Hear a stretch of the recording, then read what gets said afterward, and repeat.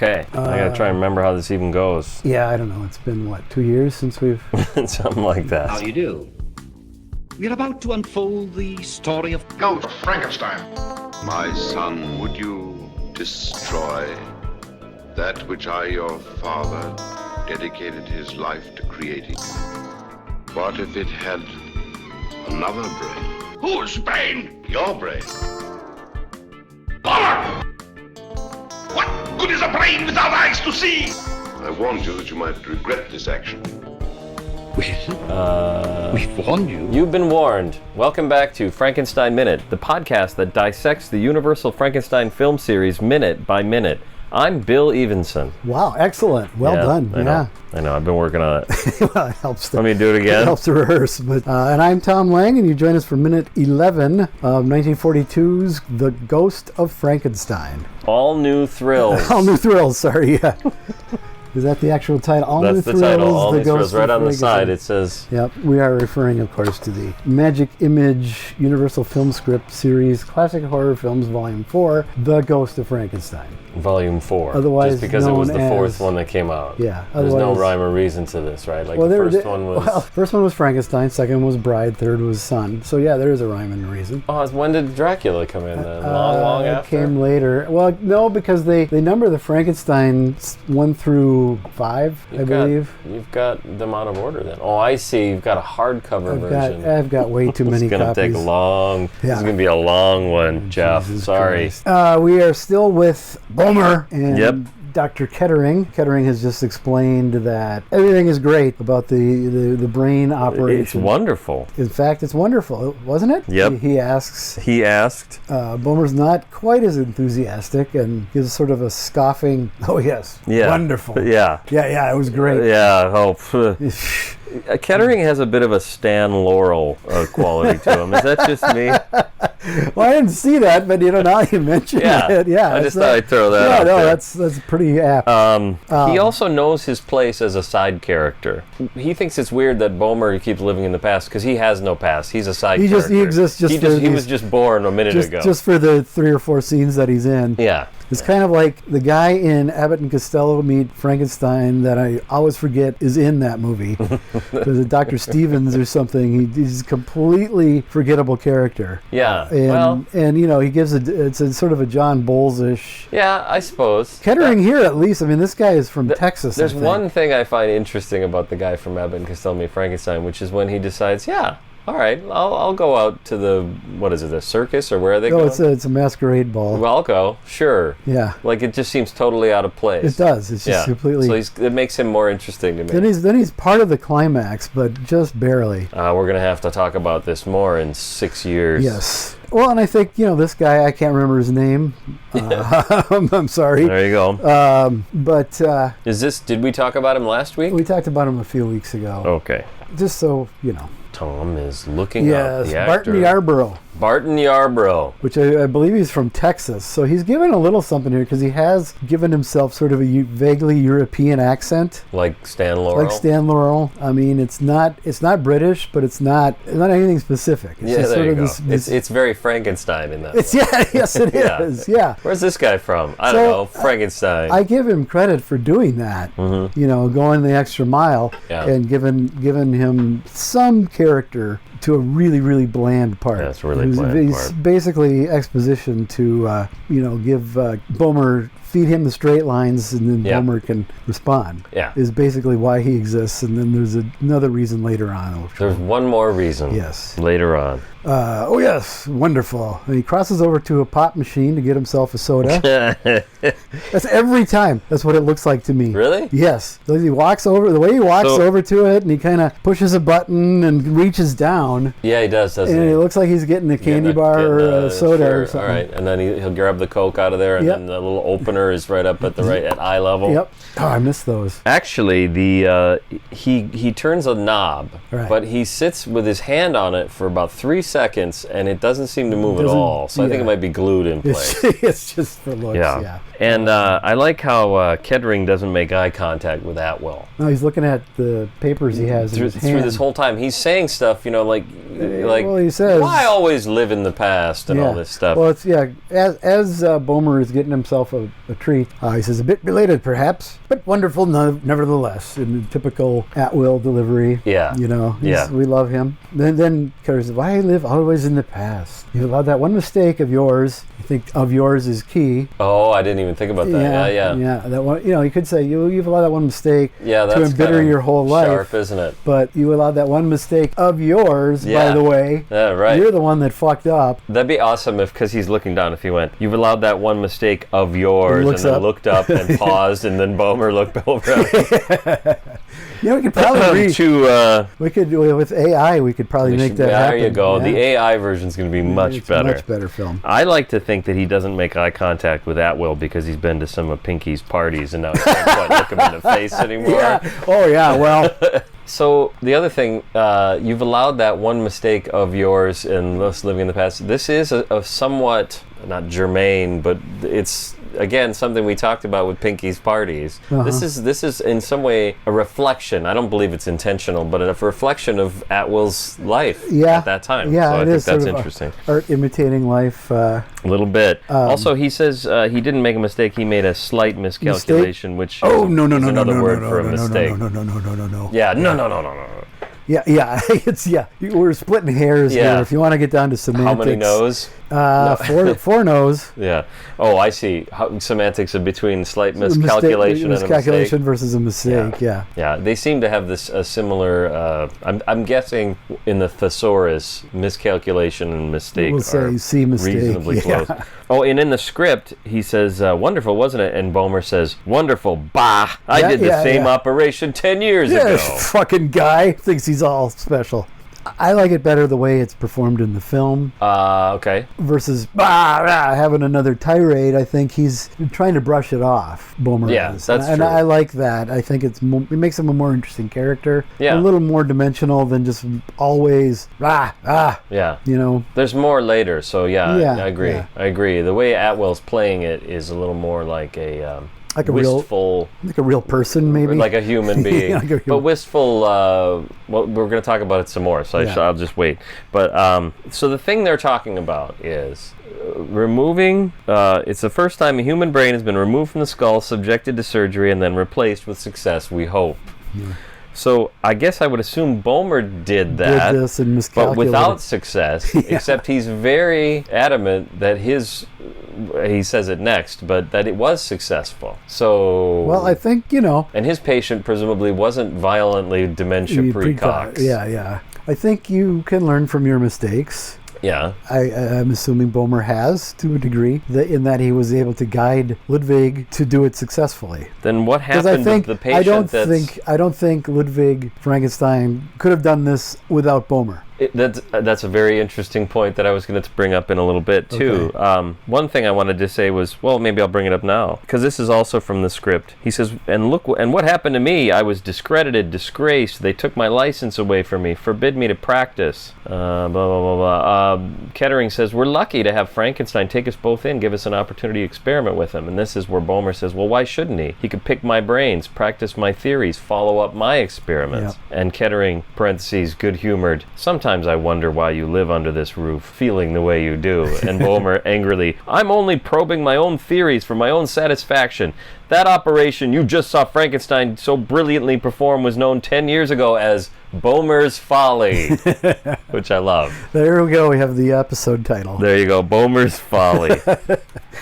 So what was the miscalculation? Write that down. We never know. I'm going to assume he removed the poor guy's brain, subjected it to surgery, and then stuffed it up the guy's butt. That's the slight miscalculation. And I wonder what happened to him. Is he because he thinks it was a success, and you wonder what happens to the patient. I assume he died. Well, he considers it a success. Again, maybe he's out wandering around, sitting on the wall. You learn. Yeah, he's rocking back and forth on the wall. Yeah, he's Eric Idle, the village idiot. That's where I was thinking. Yeah, So after he gets his pop, Yep. since we're in Minnesota, he Yep. gets his pop out of the pop Yeah, I'm machine. sorry. I always say soda, and people look at me like I'm. Yeah, you are. I don't know why. You're I a don't know foreigner. Why I picked that up? Yeah, I don't know what happened to you. Nope. But he gets his pop out of the pop machine and goes around to the side side where of it was like there's a a little ladder ladder a with- step ladder that gets you up about 18 inches further than just Then you were reaching up with your hand. Yeah. And it's got a railing on it. Yeah, and That has a cool. They do a cool framing where. well, the camera, pushes into him yeah. as Well, not into him. Yeah, it pushes in on him, Yeah, not no, into him. No, it's not that kind It of does, camera. it's not that kind it's of not movie. a colonoscopy. It's not that episode of Doctor Who where one of the monsters actually runs into the camera. Is that right? Yeah, it's one of the Where older the guy ones. couldn't see. The guy, well, he's dressed up like a giant ant. As one is wont to do. You know, it's Yeah. Doctor Who. Yeah, yeah. Of course he was. I'd been But disappointed then the had he camera not goes been. wham and it moves. It like Oh, shakes yeah. a little bit. Yeah. They couldn't It's a do. big- They couldn't do another take. They were trying not to back in those I'm days. sure. Yeah. This was in the 60s, the black and white ones. So Yeah. yeah, they were really whipping those out. It was- and they were doing 46 a year. Well, and so they didn't even have time Yeah, off. they didn't have time you know? off. Yeah, it was difficult to reset everything for those old black and white Yeah. shows like that. Yeah. So it's a cool shot where Bohmer's framed by the railing and the shadow falls on his face. on his right over his eyes. And I don't really know what the symbolism is. I guess, think the symbolism is that we had to get to the next shot, so Yeah, that's let's true. just Why don't you stand right there? We'll push you in. push in and we're good. All right. I don't think there is any symbolism to it. Okay, it's not like in a lot of movies where the Venetian blinds put bars across someone's face. Yeah, You that's feel like a they're in jail film or noir technique. yeah, Yes. or any kind of railing. I guess would Yeah. have that. Okay. He crosses the railing, pushes it. In those days, I was the master, and it feels to me like we're going into a flashback. Yeah, The way yeah, he that's said true. that. It's a big close up of Atwill. In then those it says days, lap dissolve. ... and there's a lap dissolve, so all signs point to we're going into a flashback. Yeah, but we don't. We thought we'd go back to see Frankenstein when he was just a pupil, and now, of course, he's the whole eyeball. Sorry, let's just forget I said Oh anything. dear. Oh, Good night. Let's go to comments. just gonna leave In it those on. days, Frankenstein was just the pupil. Now he's the iris, the white, whatever you call the white. The aqueous humor.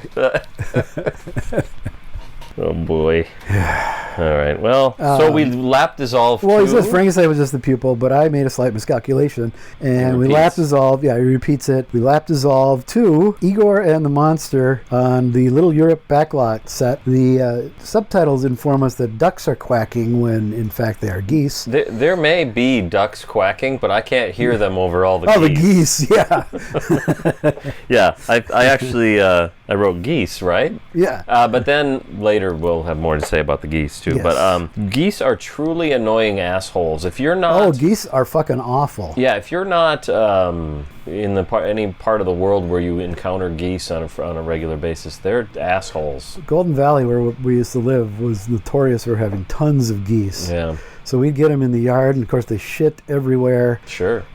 make a bunch of noise, and they're mean. Yeah, you can feed them, but just run away. Run away after Yeah. you do. They'll take it right out of your hand, and then Yeah. they'll go for your hand. Yeah. The kids' school, they went to an arts magnet school, and there were tons of geese that hung out there. So if you walked through the field, you had to watch your step. Oh, sure. And also beware because they're on the attack. Yeah, geese are fucking assholes. There you go. The Monster's got some new duds on. Oh yeah, So this is sometime this is between kind of the first time we get to see full Cheney. full metal Cheney. Yeah. Apparently they stopped at a haberdashery between Frankenstein and Viseria somewhere. People say that, but couldn't you just maybe it rained and rained off the But it's different. sulfur? That's not what he was wearing before. Oh, okay. He had the leather Oh yeah. thing on from Sun. That's right. Yeah, I guess you're so right. they did get a complete change of clothes. Yeah. Okay. Plus, those older ones must have stunk of sulfur. I suppose. You wouldn't want Yeah, he that. You probably wouldn't did want to not walk all the smell way to good. Viseria stinking like that. That reminds me. Well, but I don't know. You mentioned sulfur. Yeah, maybe we should. I don't know. Maybe this should go in the comments section. But my sister's theory is that the monster couldn't get himself out of the sulfur pit because Igor is wrong. Sulfur saps the strength he gained from lightning. It almost appears that way. Because sulfur, she says, prevents oxidation, where lightning creates ozone. Oh. I don't know. These might be typos for all I know. And then your sister's very astute. Yeah. No, I think that's a good. Yeah, the sulfur was actually a problem for him, but the lightning fixed it. The lightning, yeah. And that's why his suit is clean now. It's a different suit. And I think my theory on this is if they had not gone back to this look, and it's the James Whale, the black suit with the turtleneck. Yeah. That he designed for Karloff in 31. Had they not gone back to that, had they retained the fur vests and stuff, all the fanboys wouldn't be crying about Son of Frankenstein. He's wearing something different. Oh, sure. I guess that's true. You know. I thought you were going to say it wouldn't be as iconic. Well, absolutely. Because I'm looking behind you, and behind you is Herman Munster. Herman Munster, who looks the same. Wears the same outfit. Yeah.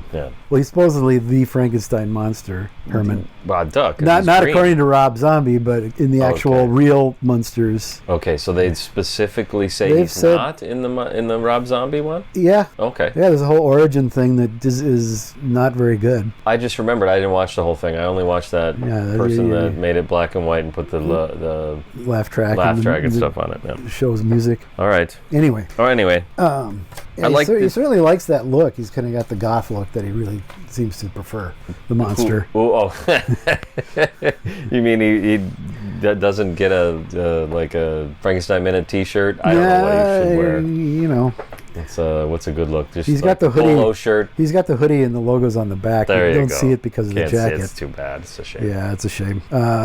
Geese are quacking, or ducks, or whatever you want to call them, and they enter the shot lower right. And I like that they separate because they're trying to get around the geese. Yeah. The monster immediately kind of goes to the camera screen left. Yeah. What's funny is in the script he's supposed to go straight, and it says, let's see, the camera pans with the monster as he comes up to the goose girl. Oh, never mind. I skipped the part I was trying to say. The monster, lumbering straight ahead, walks right into the geese, which split to pass him. And the opposite happens in the film. Happens, and I'm guessing they couldn't get the geese to cooperate. That they maybe didn't even bother. My guess was that Kenton showed up and saw the condition that Chaney was in and said, "Can you just walk over there? Because you're going to kill all of these geese." Yeah.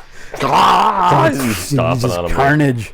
Yeah, we don't need that. Then there's a shot of the monster. He's confused, attracted, annoyed, confused, amused by the geese. I can't tell. The geese, yeah. I can't tell. He just sort of. Well, the way I put it was Chaney's pulling out all the acting stock, chops, pulling out all the stops. His bag of tricks are. He's got the whole bag is on display here. Yeah, which is essentially confused. Nothing. Let's just go with confused. Confused, attracted, annoyed, bemused. I don't know. Yeah. Yep, and all while we get a nice close up of his head. Yeah. So you can see the dot on his cheek. See the dot on his cheek, and you can see the seam from his eye over to his ear, where the thing's glued on. You know, you had talked about, and I think someone else maybe mentioned it, one of our guests or something, that the makeup is pretty shit in this one, and I've never really noticed it until now. It's this one and the next one. The makeup is pretty bad. Yeah. It gets better than with House of Frankenstein. Okay. Mainly because that actor looks better in it, and I think the two people involved with the makeup in this film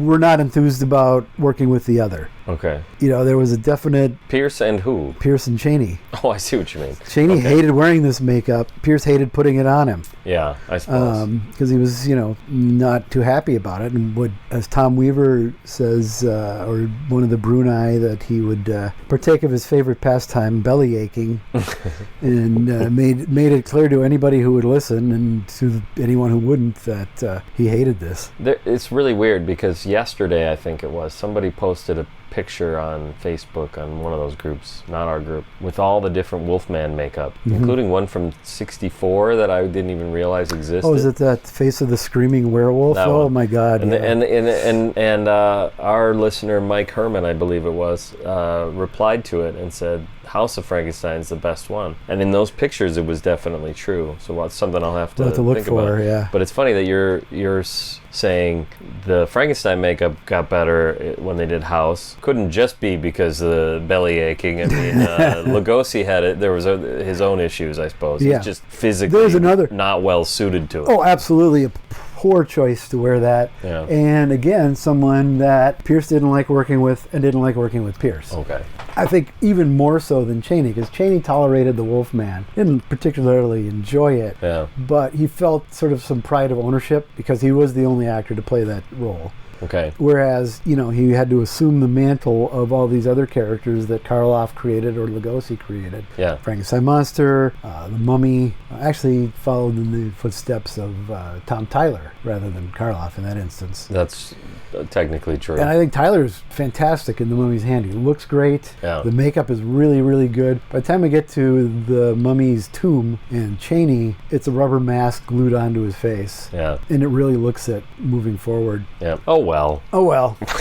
And you can also see in those Chaney ones, if you look on the sides, there's a zipper. So he wasn't wrapped. Oh, yeah, that's right. Wrapped fresh every day. I think I've seen that in stills, but not in the film. I think you hide it pretty well in the movies, but yeah. Okay. But and that was a role that he really disliked. The Mummy? Yeah.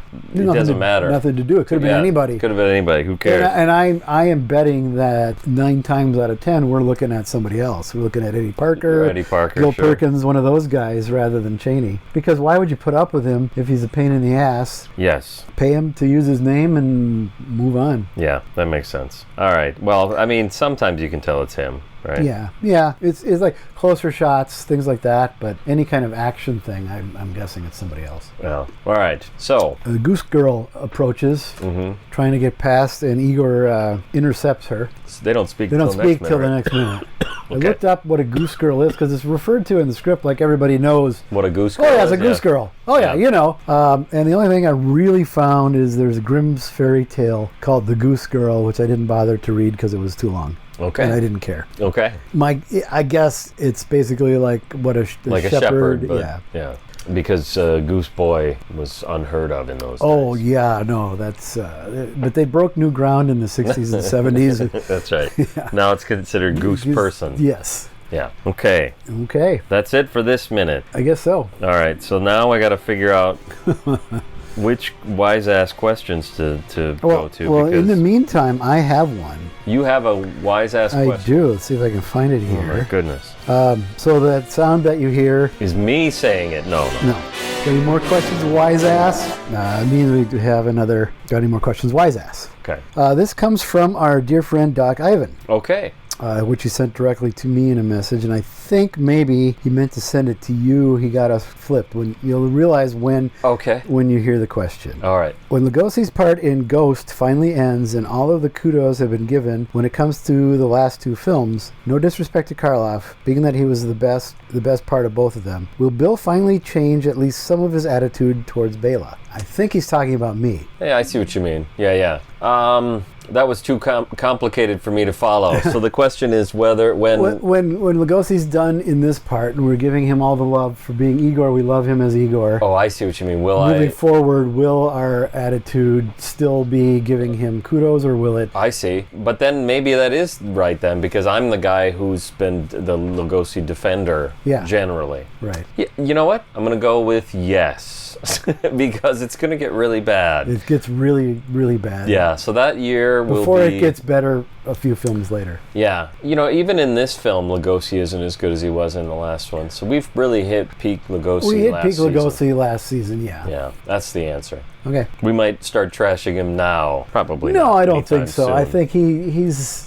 If we look at this film with lower expectations than Son, we look at his performance the same way. And he delivers to the level of this film that he does in Son. Okay. Son is, sort of up here and Ghost is down here. So we get the Igor that the films deserve.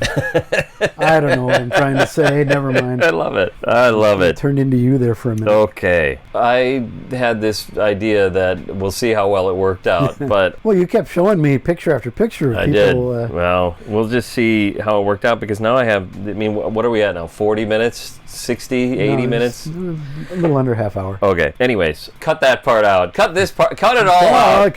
We'll start over. Start again. We, this month, we put it to our Patreons. We thought we'd try something a little different. week and this month, the next five episodes of Frankenstein Minute, we're trying a got any pre-questions, smartass, just to our Patreons. So and was it specific to the minute? And it was specific to the minute. Yeah. So I uploaded a video copy of each minute, and our first respondent was Sean. Sean writes, "One really does look at these differently when taking them in a bite-sized minute." That's true. That's very true. I can vouch for that. Yeah. We got 5 years worth of proof yes. of that, yes. Coming up on 5 years. Really close to 5 years. Yeah, it's close, yeah. I like the bit of blocking they do with Atwell as he walks to the side of the machine, turns and leans in to cast a shadow on his face as he delivers his regrets. Then a lap dissolve. What a treat for Tom. Yep. But never noticed that Cheney is not all that much taller than Lugosi as they come out of the archway. Yeah. They quickly split and Junior is closer to camera, but it was a revealing moment. Yeah, that is interesting. Yeah, that is interesting. Because he, up till now, well, I mean, he was taller than Karloff in real life. So he was pretty tall in this makeup. You just said taller than Karloff. Yeah. So Cheney was taller than Karloff. Okay, yeah. Right. Karloff was average height. Okay. But I'm 5'9", so he was probably 5'10" Oh, I see what you're 11. saying. So with the boots on and everything, you'd expect Cheney to come looking like an actual monster, he was pretty tall. An actual giant, if you will. Right. Jant, I think is the word you're looking for. Sorry, that was my mistake. Yeah. But yeah, no, I did notice that. I should have wrote it down. But it's one of the few times where that happens in this film. Yeah. It's not like Sun where Rathbone is towering over Karloff in shot after shot after shot. Mm-hmm. Or that's right. Or Josephine Hutchinson was towering over him. I was gonna say is, that shot in Dracula where Lugosi's dwarfed by one step down, framed deliberately one step down from the person he's meant to be Seward, intimidating. I think. Yeah. All right. The next comment was from Jason. Okay. It didn't feel odd seeing Karloff in the sunshine by the lake. Right. But seeing these two here walking around in broad daylight just seems a little off, like they're just out for a constitutional no cares in the world. Well, yeah. I mean, I actually get that. And in the script, it's a slightly different scene, too. There's not that archway that just clearly looks like if you went under it that you're in Gunsmoke, or well, they're not making Gunsmoke yet. There's actually, if you go under it, you're in the canteen. No, there's like studio buildings behind it. Okay, well that's what I meant. With some other.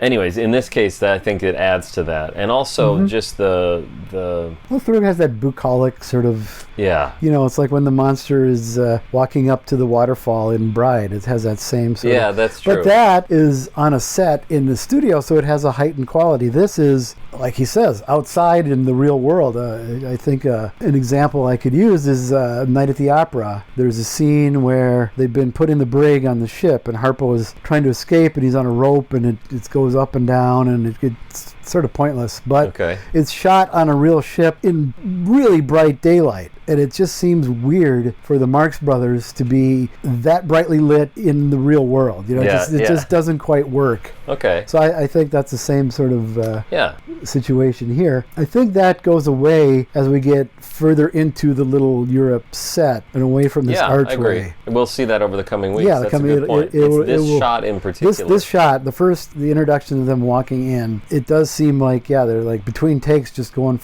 out to have a cig. Yep. Or cigar in Bela's case. Yeah, presumably. All right. Mike writes, I don't know if I should be saying people's last names, so I'm just going to... Oh, we're going to not do that anymore. What's Mike Herman?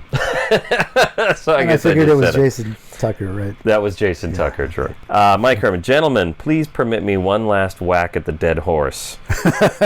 Since we are all students of Chekhov, I hope we can expect Bill's Bohmer update, because they wouldn't introduce a character with that name unless it were going to be screamed in a thick Hungarian accent. Yes. We'll see. We'll see. All right.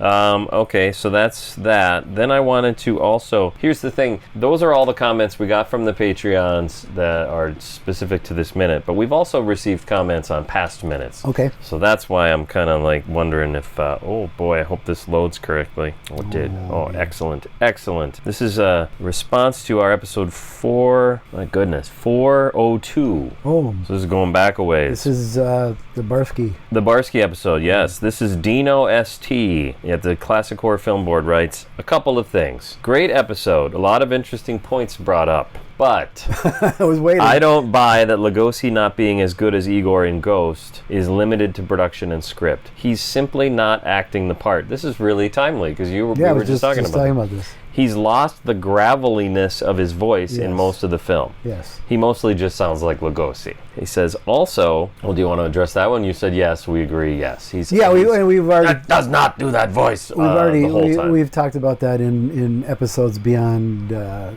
that particular one. Okay, all right. We did the first few minutes he was in, we talked about Okay. that comes and goes. All right, And yes. that's true throughout right. the entire film. Okay, and we'll have to look out for that. Also, Dino writes, I do believe there's one attempted joke in Ghost.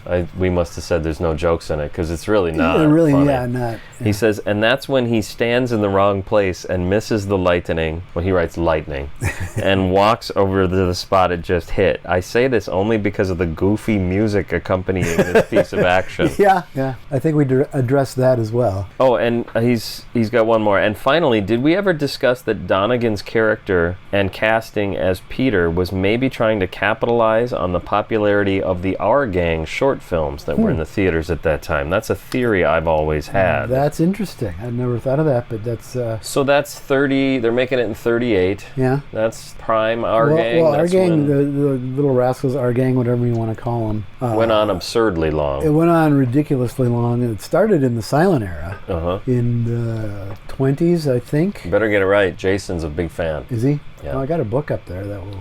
Okay, let's not worry. Don't worry about it. Fuck Jason. Yeah, I mean, that could very well be. Also, the Dead End kids were... Well, they were a lot older. Never mind. They were what? Older. Older. They were teens, not a little kid. Okay, yeah. That's true. That's an And I interesting think also, I mean, with that mop of hair, is there some sort of a Shirley Temple thing there too? Yeah, actually, that's probably fair. Yeah. Yeah, I who mean, knows? I don't think I did on the podcast, but I've joked in the past about, he has Harpo's wig. Yeah. I thought that's what you were about to say, actually. Yeah. But yeah, okay. No, I think that's astute. It's astute. Observation, yes.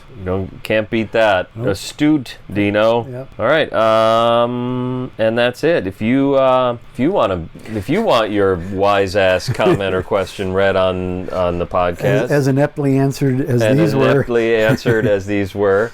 Don't know if we're going to keep doing. Well, let's see how it goes for these 5 weeks. Yeah, we'll have to see yet. It's an experiment, but generally, as you can see, But it was a Dino success. This responded on- experiment was a success, but there was a slight There was a miscalculation. slight miscalculation, which will be revealed in episode 15. yeah. We'll let you know on 15. Okay. But as you can see, we answered one question that wasn't part of that. So we're there's open still, to answering questions, but we're not going to asking a question or making a comment in advance of the minute. It was the point of that. No, I think and that if was you a want to good be a idea. Patreon. It was a good idea. Plus, you can also see the minute we're discussing. That's true. I which did hasn't upload the minute. previously been available. That's right. Yeah. So I think if you want to follow along at home, the best way to do that is to become a Patreon. And I actually uploaded the copies I make for myself that have 2 seconds of black screen at the beginning and end, because the software I use to play them will cut off bits, and I don't want to miss, you don't want to miss a second of the action. I don't want to miss a second, but I also don't want to miss who knows how long.